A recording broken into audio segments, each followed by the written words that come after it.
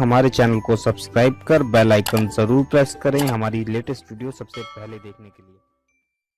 हालात को दर्क करते हुए, हालात का मुताला करते हुए, हालात पे नज़र रखते हुए एक अंदाज़ा, एक अपना तखमीना, एक तज्जिया पेश कर सकते हैं।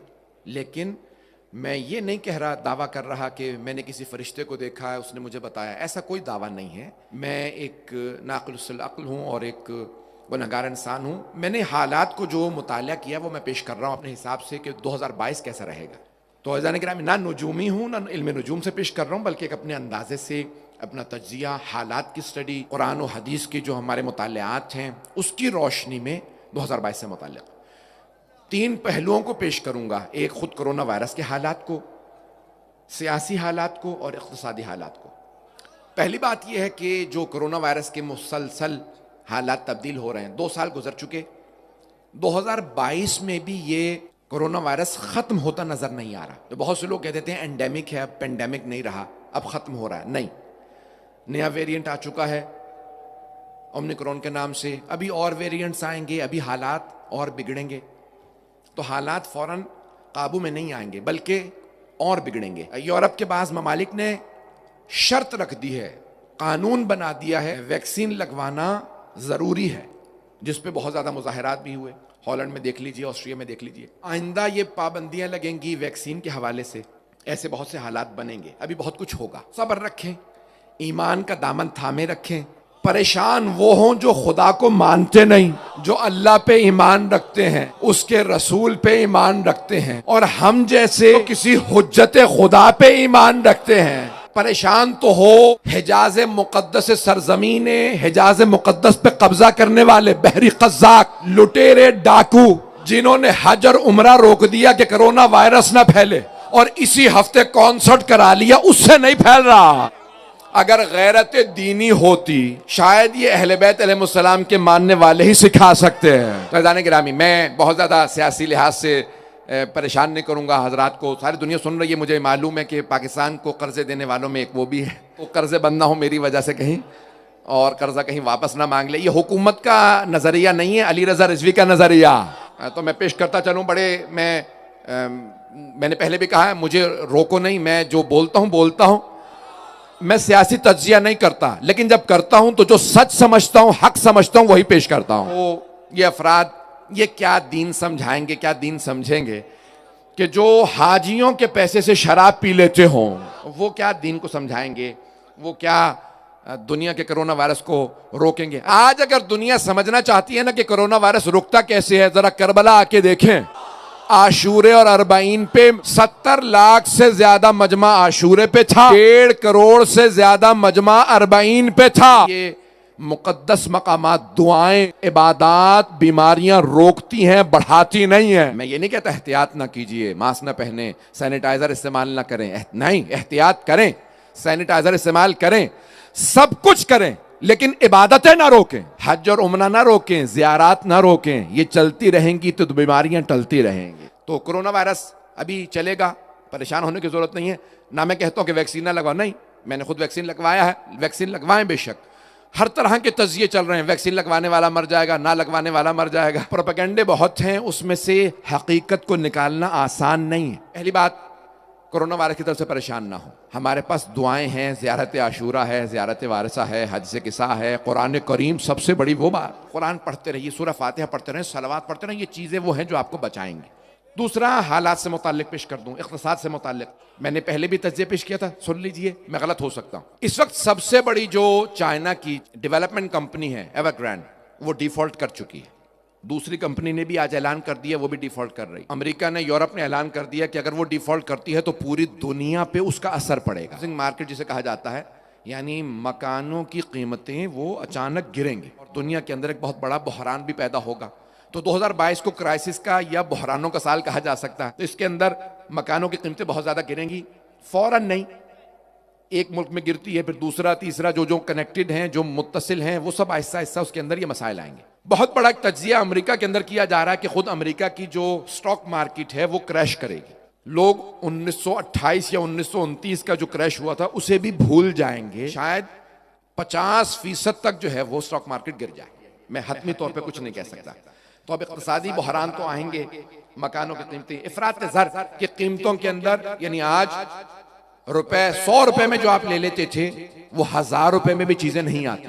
तो इफरात ज़र होगा, इन्फ्लेशन होगी, पैसे की कीमत गिर जाएगी। सिर्फ ये पाकिस्तान में नहीं हो रहा, दुनिया भर में हो रहा। हाँ, यहाँ कुछ ज्यादा ही हालात खराब है। पाकिस्तान से मुतालिक भी इख्तिताम पे पेश करूंगा ताकि लोग सब्र व तहम्मुल से सुन लें। सियासी हालात से मुतालिक भी मुख्तसर तज़किया सुन लीजिए कि दुनिया भर में बहुत सी सियासी तब्दीलियां आएंगी, और सियासी तब्दीलियां सिर्फ इतनी नहीं है, बहुत से हुकूमतें बदल जाएं, बहुत से वज़राए आज़म बदल जाएं, बहुत से सदूर बदल जाएं, कि शायद जंगें भी हों। और 4-5 मकामात पे इस वक्त जंग नजर आ रही है, लोग बहुत सख्त परेशान हैं। एक तो खुद ताइवान, जहां पे अमेरिका और चीन के मद्दे मुकाबिल आ सकते हैं, यूक्रेन जहां रूस और अमेरिका मद्दे मुकाबिल हैं, खुद इसराइल और ईरान का, अगर अमेरिका की और ईरान की मुज़ाकरात जो इस वक्त वियना में हो रहे हैं गुज़श्ता 2 हफ्तों से नाकाम हो जाए तो उसके भी बहुत ज्यादा बुरे असरात होंगे दुनिया पे। बहुत से लोग कह रहे हैं प्रॉक्सीज होंगी, बहुत से कह रहे हैं नहीं जंगें होंगी, बहुत से समझते हैं कि जंग नहीं होगी, अब सिर्फ और सिर्फ छोटे पैमाने की प्रॉक्सीज होंगी। बहरहाल मुझे इससे तज्जिया नहीं पेश करना। बहुत से लोगों का नजरिया यह है कि नहीं बड़ी जंगें, और बड़े बड़े तज्जिया निगार ये कह रहे हैं कि अगर नकारा जंग अगर आप सुन नहीं सकते तो शायद वो अफराद जो सुन नहीं पा रहे हैं वो शायद बहरे हैं, तो जंग के नकारे बज रहे हैं।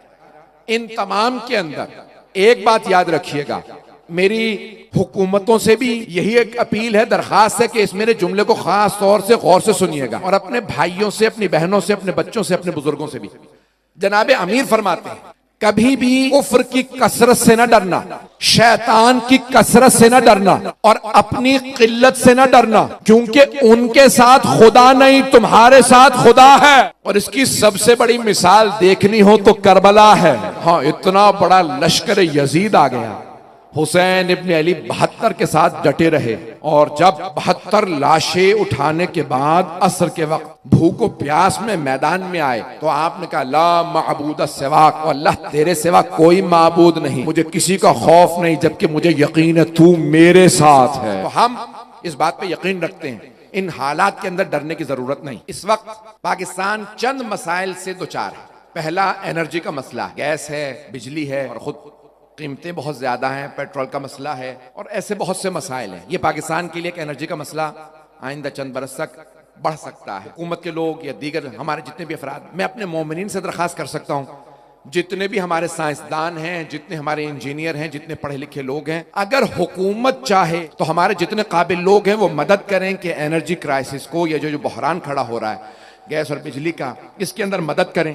पाकिस्तान की हुकूमत बहुत सी कोशिश कर रही है, बड़े बड़े डैम बनाए जा रहे हैं, बिजली का मामला काफी हद तक हल हो जाएगा, लेकिन फिर भी गैस का दीगर मसाइल खड़े रहेंगे। ये पाकिस्तान चंद बहरान देखेगा। पहला मसला पाकिस्तान का एनर्जी का। दूसरा जो मसला पाकिस्तान के लिए आइंदा भी कुछ अरसे चलेगा, वो पाकिस्तान के अंदर ये इफरात ज़र का मसला है, कर्जे, इसके अंदर करप्शन। एक जुमला कहना चाहता हूं पाकिस्तान के हुक्मरानों से, अगर कोई अमीर आदमी से भी चोरी करता है ना तो वो चोर है, लेकिन अगर गरीबों का कोई हक मार ले, महरूमों का हक ले जाए, तो याद रखिएगा उसकी सजा इतनी सख्त है कि आप शायद दुनिया में उसे देख ना पाएं, लेकिन कब्र से अजाब शुरू होगा, बल्कि मौत से अजाब शुरू होगा। सरवर कायनात फरमाते, मौत जानकनी के वक्त में सबसे ज्यादा अजियत उसे होती है जिसने रियाया पे जुल्म किया। तो कभी गरीबों का टैक्स का पैसा चुरा के अपनी कोठियां ना बनाएं, अपने महल ना बनाएं, अपनी गाड़ियां ना खरीदें, ये गरीब आवाम। तो ये पाकिस्तान के अंदर एक मसला बहुत देर तक रहेगा। 3 और मसाइल पेश कर रहा हूं, उसके बाद आगे बढ़ जाऊंगा। एक बहुत बड़ा मसला हमारी अदलिया का मसला है। तो हमारी अगर अदलिया इंसाफ फराहम करने लगे, जितने भी लॉ इन्फोर्समेंट एजेंसीज हैं, जितने भी हमारे कानून नाफिज करने वाले इदारे हैं, वो उन सब की इस्लाह हो जाएगी। इसकी इस्लाह हो जाएगी, इदारे हैं सबकी इस्लाह हो जाएगी अगर उन्हें यह पता हो कि अदालतों से इंसाफ आने लगेगा। मैं मौजूदा हालात के तनाजुर में कहूंगा कि अदालतें जहां पे इंसाफ फराहम न करें, वहां बहुत सी आफात समावी भी आती है। याद रखिएगा, जब तक जुल्म के खिलाफ आवाज बुलंद ना की जाए, जुल्म बढ़ता रहता, नतीजा सबको भुगतना होता। चौथा मसला जो पेश करना चाहता हूं, बहुत जल्दी जल्दी चल रहा हूं। पाकिस्तान के अंदर बहुत से मसाइल हैं, मसाइलिस्तान बनता चला जा रहा है, लेकिन याद रखिएगा यहां बसने वाले कसीर तादाद में शिया, इनका फरीजा यह बनता है फैसलों में हिस्सा लें, सिर्फ सर्विस प्रोवाइड ना करें, बल्कि जब हुकूमतें बने तो फैसलों में हिस्सा लें। अगर हुकूमत फैसला करती है और हम खामोश बैठे रहते हैं, फिर हमारा हक नहीं बनता कि कहें कि तुमने हमें फैसले में शरीक नहीं किया। फैसले में हिस्सा लें। अगर गलत फैसला हो रहा हो तो आवाज बुलंद कर। तमाम फैसलों में हमें हिस्सा लेना जरूरी है। पाकिस्तान बनाने वाले शिया थे, कायदे आजम मोहम्मद अली जिन्ना शिया थे, नवाबों ने राजाओं ने पैसा लगाया वो सब शिया थे, आने वाले बसने वालों में शिया भी थे, दूसरे भी थे। फैसले हों तो हिस्सा लीजिए, तमाशबीन न बने कि हुकूमत जो मर्जी फैसला करते देखते रहे। नहीं, हमें इन हुकूमत के फैसलों में हिस्सा लेना, सिर्फ देखे मत, तमाम के तमाम इदारों में हिस्सा बनिए, चाहे फौज का इदारा, एस्टेब्लिशमेंट हो, पुलिस हो, तमाम इदारों में जाए। वो उलमा जो कहते हैं हिस्सा मत लो, खबरदार उनकी मत सुनिएगा, हिस्सा मत लो, तमाशबीन बने रहो। इसका मतलब है ये मुल्क छोड़ दो अगर बैठे रहो। हमें इस मुल्क में रहना है, हमें इसके तमाम इदारों में हिस्सेदार बनना चाहिए। हम हर जगह पे अपनी सर्विस भी दें, फैसला भी करें। बहुत खुल के बोलूंगा, फैसला नहीं करोगे तो इस हुकूमत के तमाम फैसलों के ऊपर तनकीद का हक नहीं रहता। तनकीद का हक तब बनता है जब फैसलों में भी हिस्सा रहो, उन फैसलों के अंदर कहो ये फैसला खिलाफ शरीयत, ये फैसला खिलाफ कुरान, ये फैसला कुरान हदीस है। तमाम फैसलों में हमारा हिस्सा बनता है। बहुत सा इसमें बोल सकता हूँ, लेकिन ज्यादा नहीं बोलना चाहता। तो इसमें हिस्सा लेना हमारा फर्ज है ताकि हम इस्लाह कर सकें। जानना भी जरूरी है, फैसलों में हिस्सा लेना भी जरूरी है। बात बातें शायद मैं सब कह रहा हूँ, लेकिन ये नहीं मैं कह रहा कि ये मौजूदा जो निज़ाम है इसके अंदर इस्लाह की जरूरत है, इम्प्रूवमेंट के अंदर।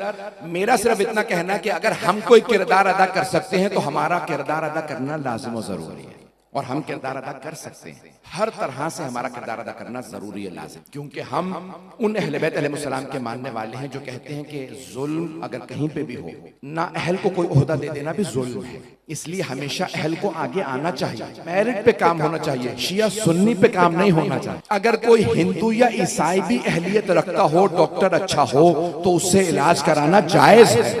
तो ये नहीं देखना चाहिए कि नहीं मैं ये किस दीन का किस मजहब का है, बल्कि जो भी अहलियत रखता है उसका आगे आके इस्लाह करना बहुत लाजिम और जरूरी है।